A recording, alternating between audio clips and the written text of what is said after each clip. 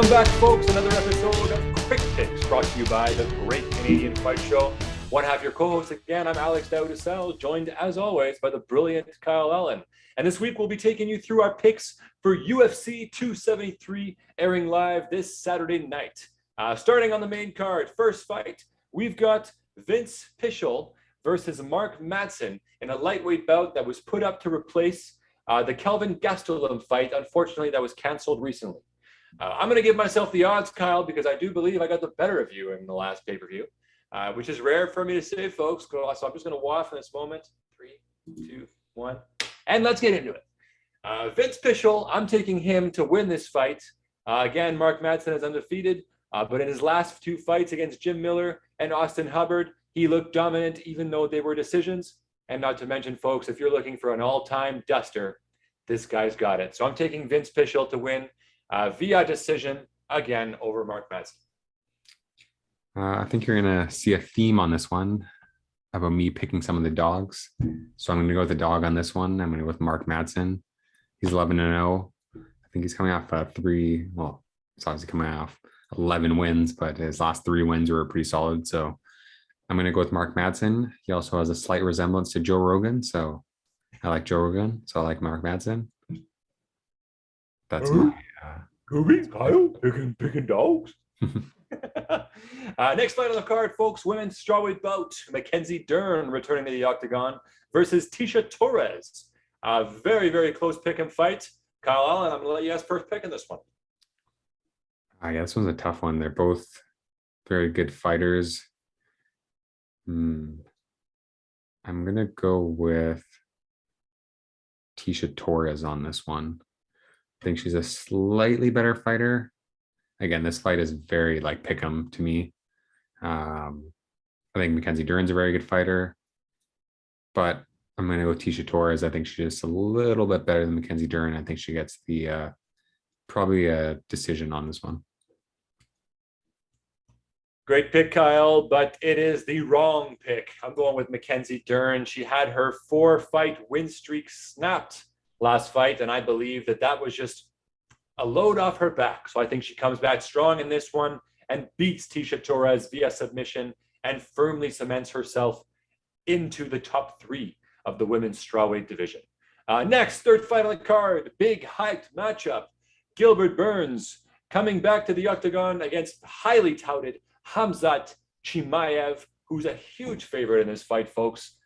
Very, very, very tough one. A lot of people throwing some disrespect on Gilbert Burns' name with this huge Vegas line favoring Khamzat Chimaev. But I'm going to go with Khamzat Chimaev just based on everything that's come out recently, the fact that he's able to manhandle even the craziest and toughest of men in the wrestling game. I just think that Gilbert Burns will have no answer for the smothering offense of Chimaev. I think he gets it done, but not in round 1. I think it goes the distance. Chimaev via decision.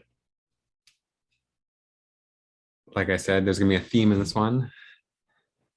This is the card of the dogs, and I'm gonna go with Gilbert Burns on this one. I think Gilbert Burns has the skills, the tools. Even if Chimaev gets him down and pressures him, he has jiu-jitsu off his back. He has good submissions. I think he has the tools to potentially beat the hype and end this hype train. Can't wait to see it, folks. That's a big fight. Speaking of big fights, bantamweight title on the line. Petr Yan is the interim champ. Aljamain Sterling is the champ. Yan highly favored in this fight, as Aljamain Sterling hasn't fought in a little while since the last fight ended in some controversy.